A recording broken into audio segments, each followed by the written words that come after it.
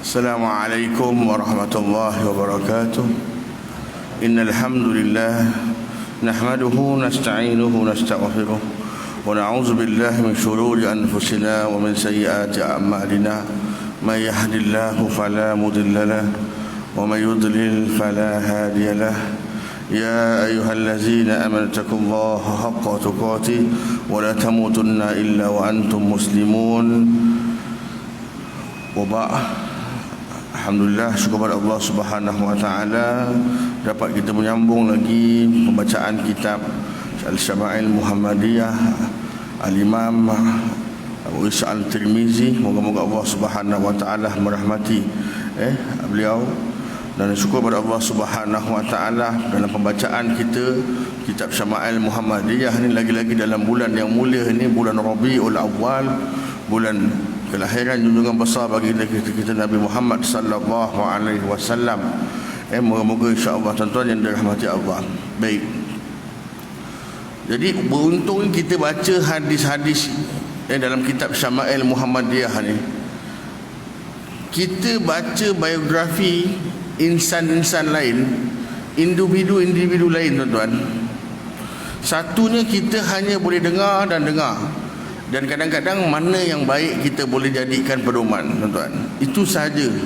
Kalau kita baca tokoh-tokoh sekian-sekian dan sebagainya.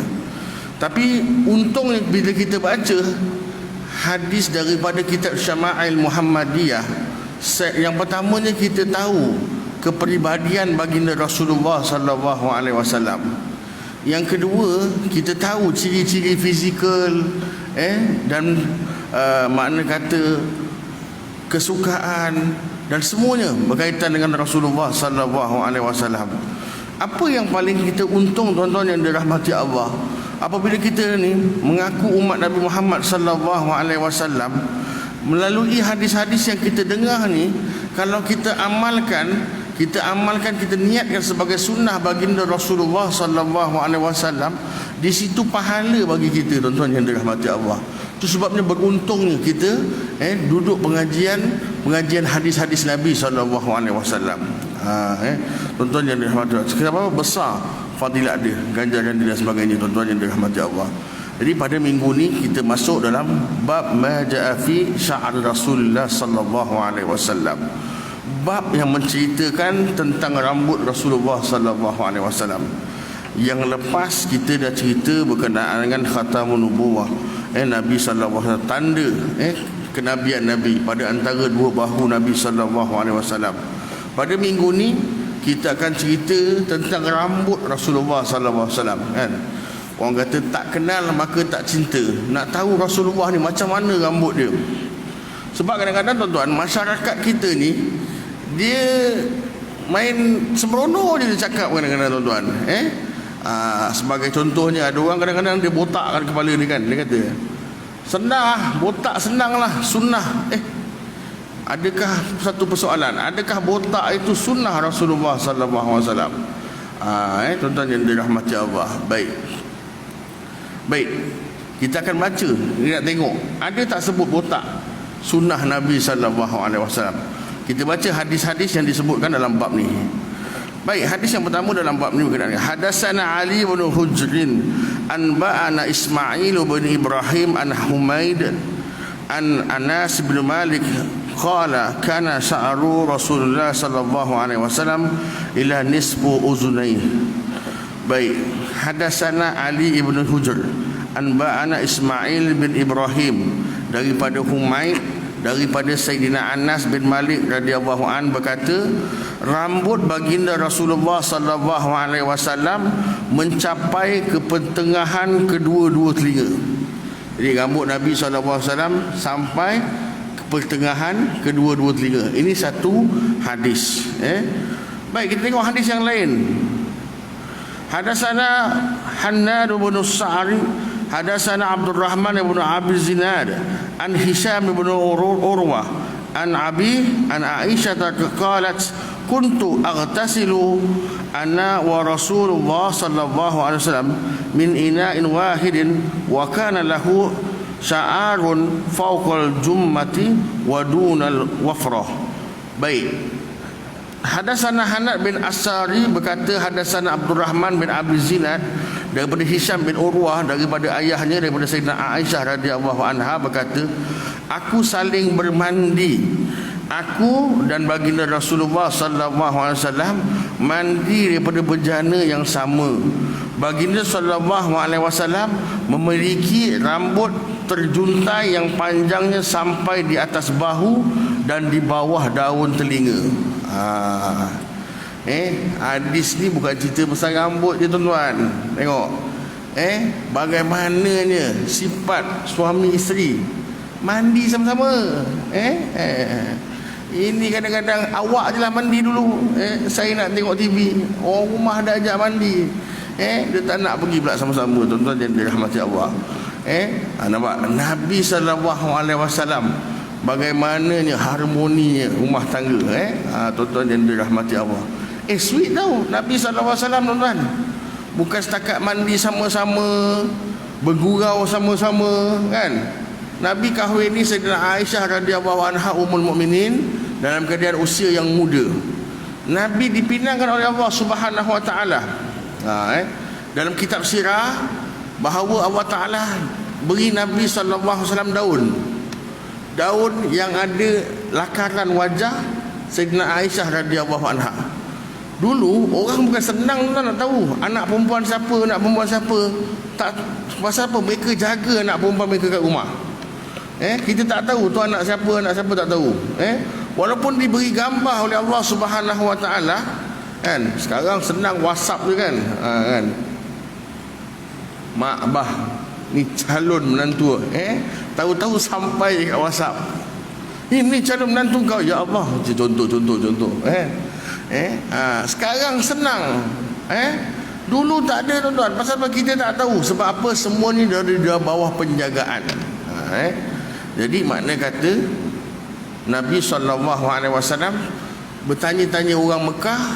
Kebetulan dia tanya, makna kata umpama macam penjaga lah, macam pembantu kepada keluarga Sayyidina Abu Bakar As-Siddiq radhiyallahu anhu. Maka dia kata, inilah wajah Sayyidina Aisyah, puteri kepada Sayyidina Abu Bakar As-Siddiq radhiyallahu anhu. Maka itulah diceritakan kepada Sayyidina Abu Bakar As-Siddiq tentang hasrat. Makna kata Allah Ta'ala telah meminangkan aku kepada Sayyidina Aisyah. Maka Sayyidina Abu Bakar lebihlah setuju. Maka dinikahkan baginda Rasulullah SAW kepada Sayyidina Aisyah ummul mukminin radhiyallahu anha. Jadi kalau kita tengok Sayyidina Aisyah ni umur mula-mula berkahwin, umur yang sangat-sangat muda. Itu sebabnya Nabi SAW walaupun suami isteri pada permulaannya dilayan sebagai macam mana kanak-kanak, tuan-tuan. Tuan-tuan yang dirahmati Allah, macam-macam dia bermain-main dengan Rasulullah SAW. Satu ketika ada pertunjukan tarian. Ada riwayat mengatakan tarian macam umpama tarian peperangan. Jadi berlangsungnya di luar Masjid Nabawi Asy-Syarif. Maka Rasulullah SAW angkat dokong isteri dia, tuan-tuan. Nampak tu romantik tak romantik, main dokong-dokong, tuan-tuan. Macam sekarang boleh dah tua-tua Ustaz, bawa tenang Ustaz. Kaki dah lah gaut, nak angkat-angkat dia lagi, Allahu akbar kabira. Tuan-tuan yang dirahmati Allah, kan? Tuan-tuan, itu Nabi sallallahu alaihi wasallam. Dalam riwayat yang lain, Nabi main lari-lari. Dalam hadis itu sebut apa? Kadang-kadang Sayyidina Aisyah menang, kadang-kadang Rasulullah SAW menang. Tuan-tuan yang dirahmati Allah. Dulu pada permulaannya main lari-lari, Sayyidina Aisyah menang. Kali kedua Sayyidina Aisyah badan dah naik sikit, Rasulullah SAW pula menang. Nampak main lari-lari, tuan-tuan. Ni tak ada main lari dengan cucu dia je. Tuan-tuan yang dirahmati Allah. Ini yang kita boleh ambil daripada Rasulullah sallallahu alaihi wasallam. Jadi Sayyidina Aisyah kata apa? Sayyidina Aisyah ni pun salah seorang banyak meriwayatkan hadis, dan juga antara setelah mana wafatnya Rasulullah sallallahu alaihi wasallam, Sayyidatina Aisyah radhiyallahu anha juga antara tempat-tempat rujukan para sahabat yang lain-lain. Jadi makna kata dia sebenarnya, kalau kita kata cerita mazhab lah, sebenarnya peringkat demi peringkat. Kalau setelah wafatnya Rasulullah sallallahu alaihi wasallam, ada sahabat-sahabat besar yang menjadi pakar rujuk. Setelah zaman sahabat habis, maka di situ ada tabi'in yang tempat jadi pakar rujuk. Tabi'in. Kalau kita lihat tabi'in, antara ulama-ulama di kalangan tabi'in itulah itulah Imam Malik dan juga Imam Abu Hanifah. Baik. Kalau zaman dan banyak lagi lah. Kemudian tabi'in itulah imam kita Asy-Syafi'i, Imam Ahmad Ibn Hanbal dan sebagainya lah. Tuan-tuan yang dirahmati Allah. Baik. Itu Sayyidina Aisyah. Dia kata apa tadi? Nabi SAW rambutnya panjang berjuntai sampai atas bahu dan di bawah daun telinga. Baik. Kemudian hadasana Ahmad bin Muni, hadasana Abu Qatan, hadasana Syu'batul an Abi Ishaq anil Barra bin Azib qala kana Rasulullah sallallahu alaihi wasallam marbu'an ba'ida ma bainal minkabain wa kanat jummatuhu tadribu syahmata uzunai. Baik, maksudnya hadasana Ahmad bin Mani, hadasana Abu Qatan, hadasana Syu'bah bin Abi Ishaq daripada Barra bin Azib radhiyallahu anhu berkata, baginda Rasulullah SAW merupakan seorang yang berbadan sedang. Jauh di antara kedua-dua bahunya, Rasulullah SAW memiliki bahu yang bidang. Rambut baginda SAW berjuntai menyentuh kedua-dua daun telinganya. Baik, dah berapa hadis saya baca tuan-tuan? Dah berapa? 3. Ada tak cerita botak? Ada tak botak? Belum ada tak? Yang kita dengar tadi apa? Berjuntai sampai bahu, berjuntai sampai separuh telinga. Kita tengok lagi hadis yang seterusnya. Baik. Hadasana Muhammad ibn Bashar, hadasana Wahab bin Jarir bin Hazim berkata, hadasana ayahku daripada Qatadah berkata, aku bertanya pada Sayyidina Anas bin Malik radhiyallahu an, bagaimana baginda Rasulullah sallallahu alaihi wasallam? Sayyidina Anas menjawab, rambut baginda Rasulullah SAW tidak terlalu kerinting dan tidak terlalu lurus. Baginda Nabi SAW sampai rambut baginda Nabi SAW sampai mencecah kedua-dua daun telinga baginda SAW. Baik. Okey, tuan-tuan yang dirahmati Allah. Jadi kalau kita tengok, tuan-tuan yang dirahmati Allah, ini antara ciri-ciri rambut Nabi SAW yang biasa, dalam keadaan biasa. Makna kata hari-hari biasalah rambut Nabi. Kadang-kadang panjang sampai cuping telinga, kadang-kadang separuh telinga, kadang-kadang sampai sampai bahu. Itulah had yang paling panjang rambut Rasulullah SAW. Panjang lebih daripada itu tak ada.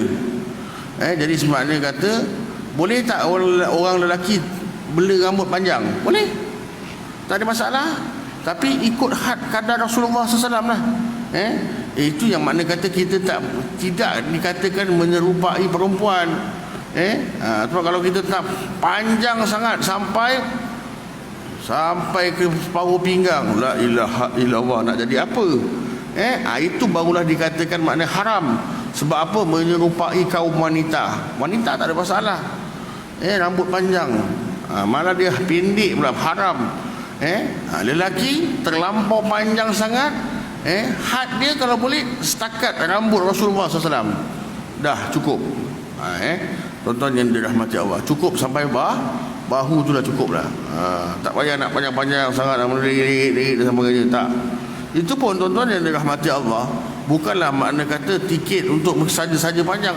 Nabi panjang rambutnya, Nabi kemas. Dalam riwayat Nabi sisir rambutnya, Nabi pakai minyak, Nabi pakai kupiah, Nabi pakai serban. Jadi makna kata kemas tak kepala Nabi? Kemas. Hari ni orang nak cakap sunnah rambut panjang, tapi menggerbang-gerbang. Allahu akbar kabira. Kan? Kita tengok pun kena rimas tuan-tuan. Kadang-kadang semayang tak reti nak bawa kopiah dan sebagainya. Kan? Setiap kali nak sujud dia ni. Dia selak langsir dia tu. Tuan-tuan yang dirahmati Allah. Kita tengok kita lemas.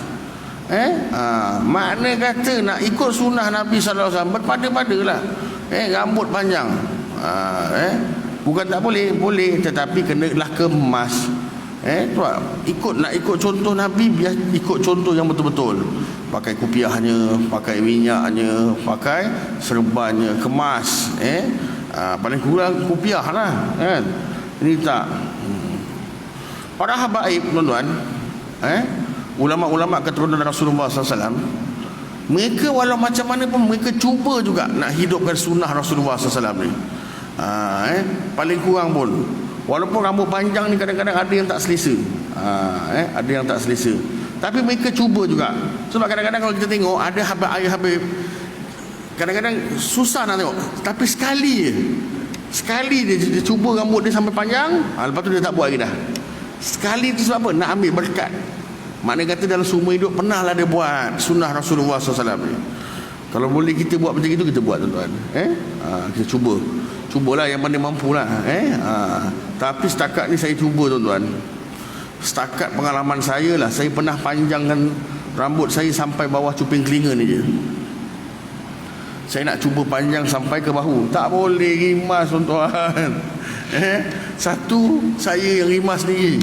Yang kedua, keluarga-keluarga rimas. Aku rimas tengok rambut kau lah. Ya Allah, ya Rasulullah, tuan-tuan. Rimas orang tengok, tuan-tuan. Tapi memang betul-betul dah biasa.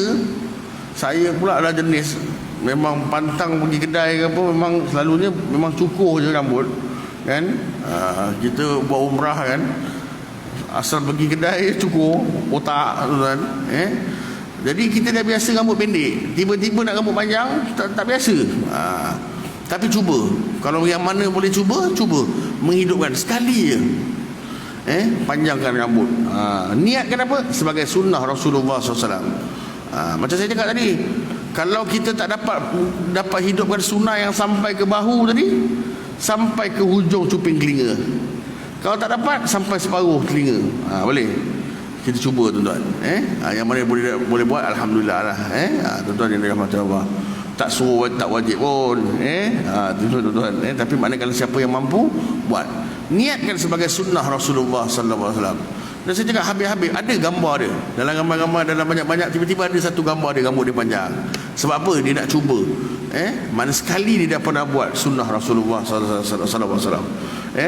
Saya alhamdulillah adalah gambar saya juga.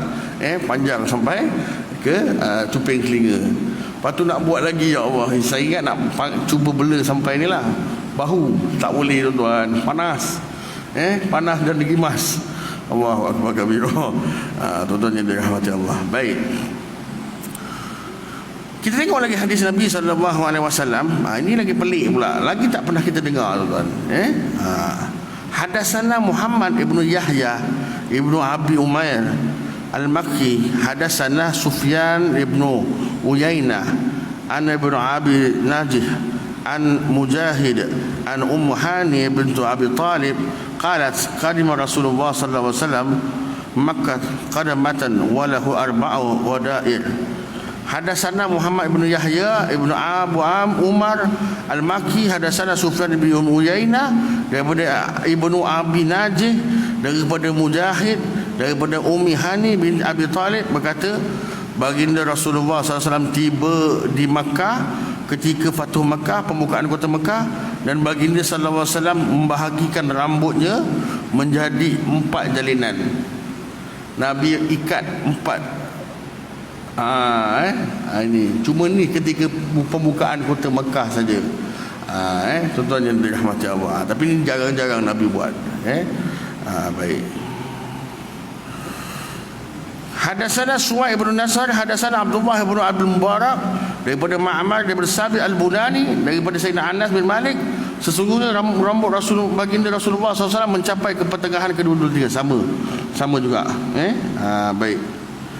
Kemudian hadatsana Suwaid bin Nasr, hadatsana Abdullah bin Al-Mubarak, daripada Yunus bin Yazid, daripada Az-Zuhri, Hadatsana Abdullah bin Abdullah bin Utsbah daripada Ibnu Abbas radhiyallahu anhuma, sesungguhnya baginda Rasulullah sallallahu alaihi wasallam pada awalnya menyikat rambut ke belakang. Tengok, Nabi mula-mula sikat rambut macam mana? Ke belakang. Okey, baik. Sedangkan orang-orang musyrik menyikat rambut mereka dengan membahagi dua, belah tengah. Dan ahlul kitab menyikat rambutnya ke belakang. Baginda Rasulullah SAW lebih gemar untuk muwafaqah, bersetuju dengan ahli kitab, selagi perkara itu tidak diperintah satu pun.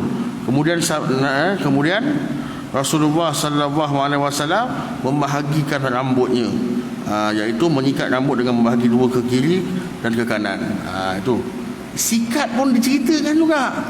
Nabi sikat macam mana? Macam mana Nabi sikat tadi tuan? Nabi pada mulanya Nabi sikat ke belakang. Sikat ke belakang. Tuan-tuan yang dirahmati Allah. Ni siapa yang ada rambut boleh pula amalkan sunnah. Senangnya dapat banyak sunnah tuan-tuan. Kan? Sikat rambut pun dapat pahala sunnah. Ya Allah. Senang tak dapat pahala sunnah? Senang. Allahu Akbar. Sikat rambut pun dapat pahala sunnah. Kan? Tuan-tuan boleh cuba. Saya tak boleh tuan-tuan, tak cukup panjang rambut. Tak cukup panjang. Sikat taklud. Tuan-tuan yang dirahmati Allah. Jadi sikat. Nabi pernah sikat ke belakang. Kemudian Nabi pernah sikat belah tengah. Tuan-tuan yang dirahmati Allah. Jadi kita boleh contohlah Rasulullah SAW.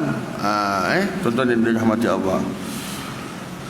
Kemudian hadatsana Muhammad ibnu Bashar, hadatsana Abdurrahman bin Mahdi daripada Ibrahim bin Nafi al-Makki, daripada Ibnu Abi Najih, daripada Mujahid, daripada Ummi Hani radhiyallahu an berkata, aku melihat baginda Rasulullah SAW menjalinkan rambutnya menjadi 4 bahagian. Ini cerita dia ketika macam Fathul Mekah.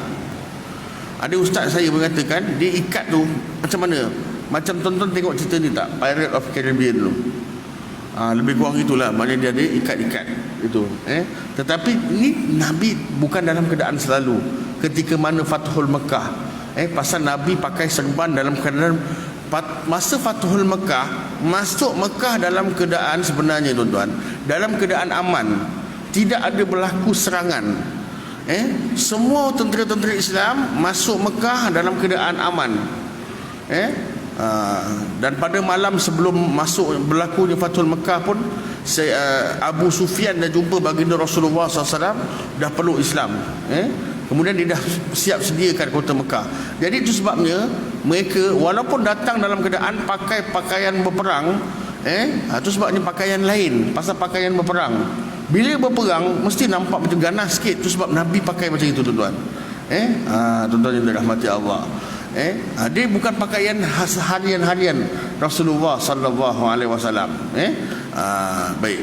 Tetapi masuk ketika mana Fathul Mekah, tidak ada berlaku sebarang makna kata di situ berlakunya sebarang pertempuran, tak ada.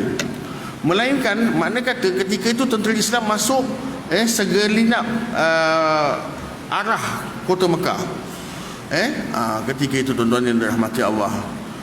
Cuma ada daripada arah yang tertentu, saya tak ingat arah dari mana, adalah sedikit pertelingkahan, ada sedikit makna kata pertempuran yang kecil berlaku.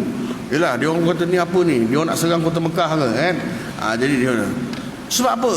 Masa pembukaan kota Mekah Nabi dah sebut. Nabi sallallahu alaihi wasallam sebut. Nabi kata apa? Semua yang ada kat rumah semuanya selamat. Semua yang ada kat rumah semua selamat. Semua yang berada di samping Kaabah selamat. Dan Nabi tahu Abu Sufyan ni pemimpin Mekah. Orang pemimpin Mekah ni dia suka apa? Nama dia suka diangkat-angkat lah. Nabi sengaja makna kata nak menunjukkan ini nampak bagaimana Nabi nak tarik hati orang Mekah. Sampai Nabi sebut pemimpin mereka kan. Nabi kata siapa yang berada di rumah Abu Sufyan juga selamat. Nabi sebut, tuan-tuan yang dirahmati Allah. Nampak? Jadi mana kata sebab masuk kota Mekah, ketika masa Fathul Mekah sebenarnya dalam keadaan aman, tak ada berlaku pertempuran. Cuma macam saya kata tadi ada sikit-sikit. Itu sebabnya pakaian Nabi ketika itu adalah pakaian peperangan, bukan pakaian hari kebiasaan-kebiasaan. Boleh. Jadi itu sebabnya. Jadi senang katalah, secara kesimpulannya, secara hariannya rambut Nabi itulah tadi 3. Sama ada separuh cuping telinga, ataupun sampai ke cuping telinga, ataupun sampai ke bahu. Itu kesimpulan rambut Nabi sallallahu alaihi wasallam kalau kita nak jadikan contoh. Baik. Jadi kita boleh cubalah tuan-tuan, contoh. Tapi insya-Allah lah, biasa kita ni semua kita setakat yang sampai separuh cuping telinga tu jadilah tuan-tuan. Kita niatkan sebagai sunnah baginda Rasulullah sallallahu alaihi wasallam, kan. Bukan apa, kadang-kadang tak biasalah sampai ke bahu ni, tuan-tuan yang dirahmati Allah. Tapi yalah, tak mustahil. Kadang-kadang kalau kita cuba, mudah-mudahan dapat juga pahala sunnah Rasulullah SAW. Baik, berbalik pada persoalan yang mula-mula saya persoalkan tadi. Rambut Nabi botak ni, orang kata botak kan, ala Nabi pun botak, kan. Selalu orang cakap macam itu. Buat bertenang, dan botak Nabi SAW tu hanya ketika Nabi bertahlul, bercukur. Setelah tahlul makna katanya, iaitu ketika buat haji dan buat umrah. Itu sahaja Nabi botak. Selain daripada tu Nabi tak botak. Selain daripada tu Nabi tak botak. Itulah tadi 3 gambaran rambut Nabi sallallahu alaihi wasallam. Jadi Nabi, keadaan rambut Nabi, makna kata botak ni ketika mana buat umrah ataupun buat haji. Selesai buat haji, selesai buat umrah, Nabi bercukur, itu sahaja. Botak, tuan-tuan yang dirahmati Allah. Itu sebabnya kita galakkan orang yang pergi umrah. Bismillahirrahmanirrahim.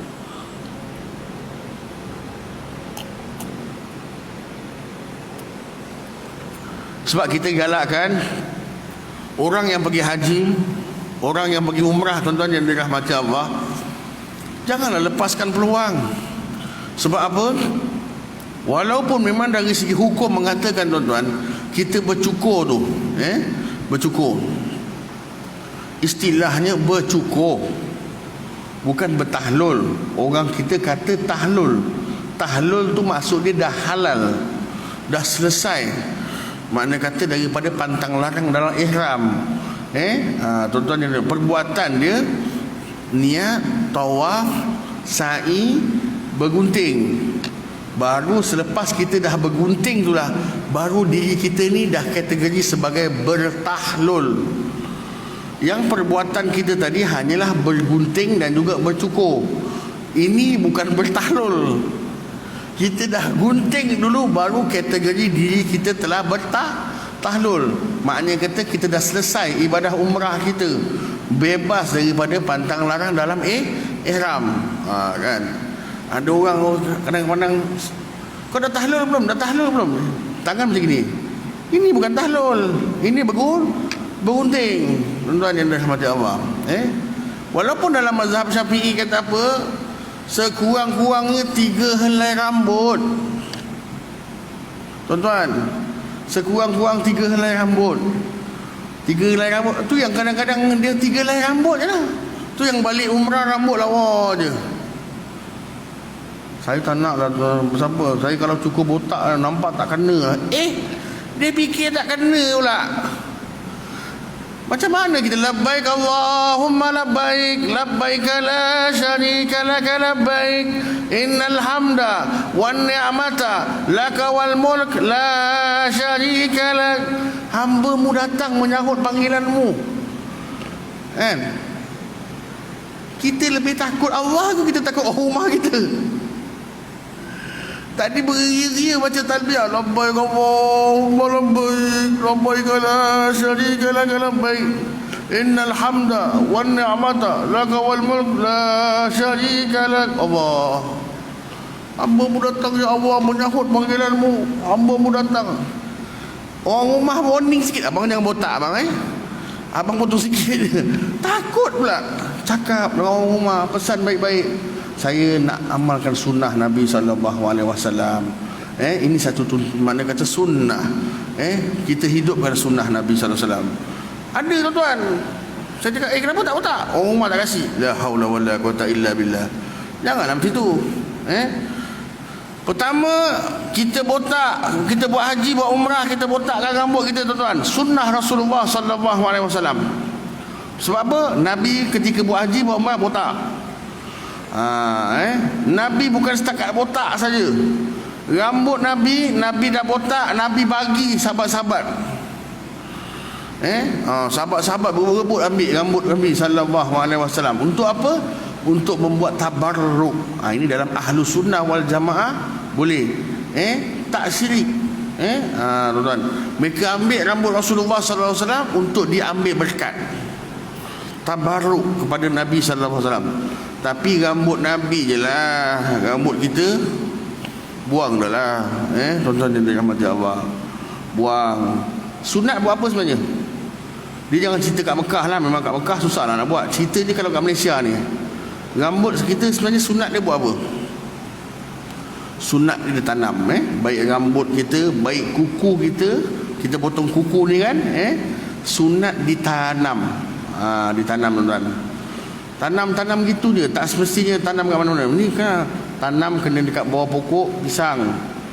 Pokok lain tak boleh. La haula wala quwata illa billahil aliyil azim. Ada tuan-tuan, sampai sekarang masih ada lagi. Lagi-lagi kalau budak-budak ni, cukur jambul ni,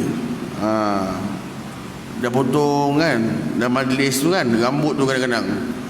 Sekarang dah bagus dah tak pakai kelapa. Dulu dia pakai kelapa, dia okey. Dia letak rambut dalam kelapa tu. Sekarang dah pakai mangkuk. Dah pakai mangkuk tu dah cantik dah tu. Dia tapis rambut tu, dia dah timbang rambut tu, belin rambut tu, dia buat apa? Dia tanam. Masalah tanam pula, tak lepas. Dia buat apa, tuan-tuan?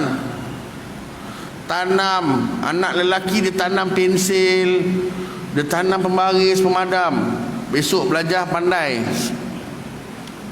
Yang perempuan punya rambut, dia tanam dengan jarum, dengan benang. Besok dah besar, pandai menjahit. Tak main lah, tuan-tuan. Budak-budak sekarang dah tak main pemadam, tak main pensil, iPad tanam. Boleh. Janganlah buat kerja mengarut tu, khurafat. Jangan buat kerja seperti itu, khurafat. Tanam macam biasa je. Kuku kita, rambut kita. Tapi tak pernah pula kita nak bawa penyapu pula pergi kedai gunting rambut, betul tak? Tak apa, buang pun tak apa, tak ada masalah. Tetapi macam saya cakap tadi, afdalnya ialah tanam. Kalau manalah ialah berkat musim PKP kita yang lepas kan, ramai dah jadi tukang gunting rambut kan. Kat rumah dah buka salon sendiri, dah tak pergi dah kedai gunting rambut. Macam itu boleh lah kan, ambil rambutnya, tanam. Kalau kita ada ni lah, ada kawasan kat rumah kita lah, tuan-tuan yang dirahmati Allah, tu sunat dia, tanam rambut dia. Jadi Nabi SAW tadi rambut dia dibagi-bagikan. Dibuat apa rambutnya? Macam-macam riwayat. Disebutkan dalam riwayat ada Nabi SAW rambut tu, ada sahabat yang mana sakit dan sebagainya, dia ambil air zam-zam, maka dicelupkan rambut Nabi SAW.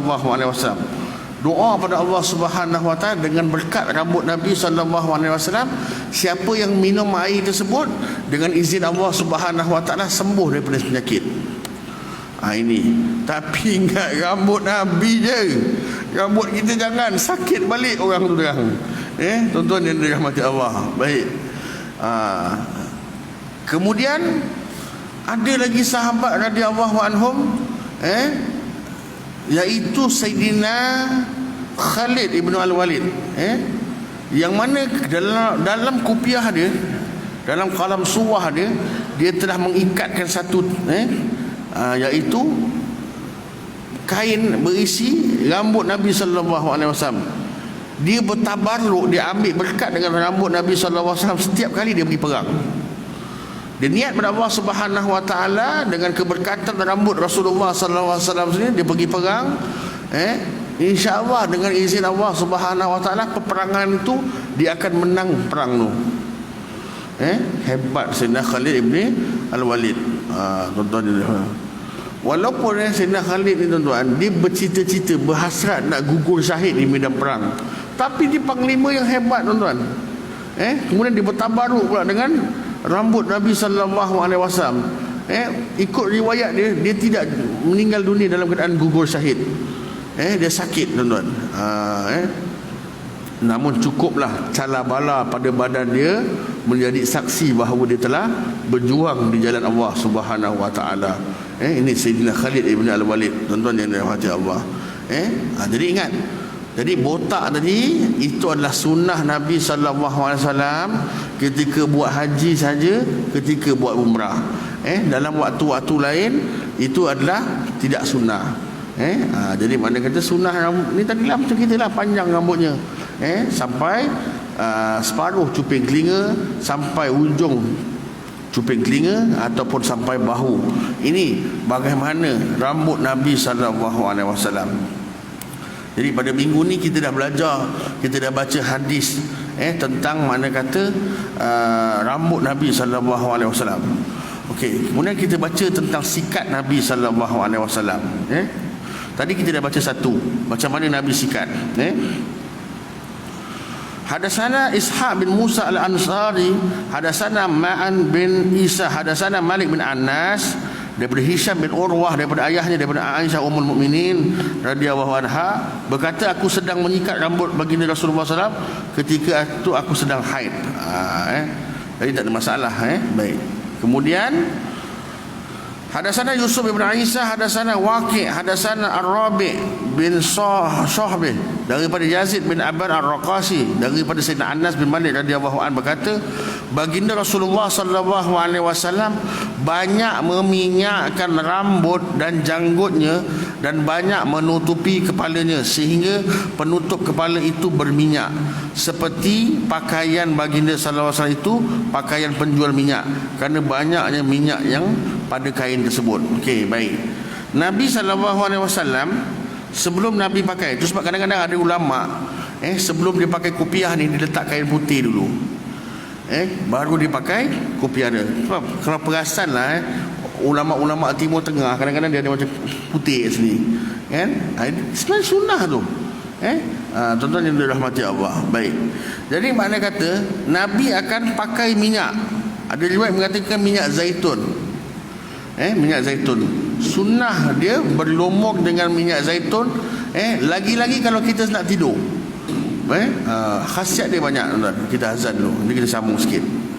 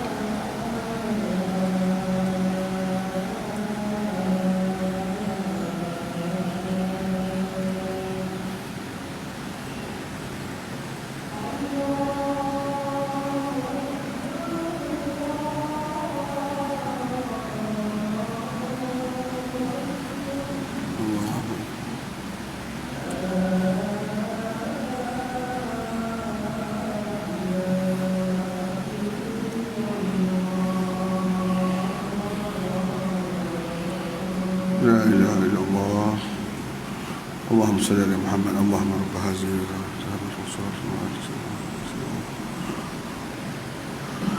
Baik, jadi macam saya cakap tadi, Nabi dah pakai tu, Nabi akan tutup dulu dengan kain, satu kain putih.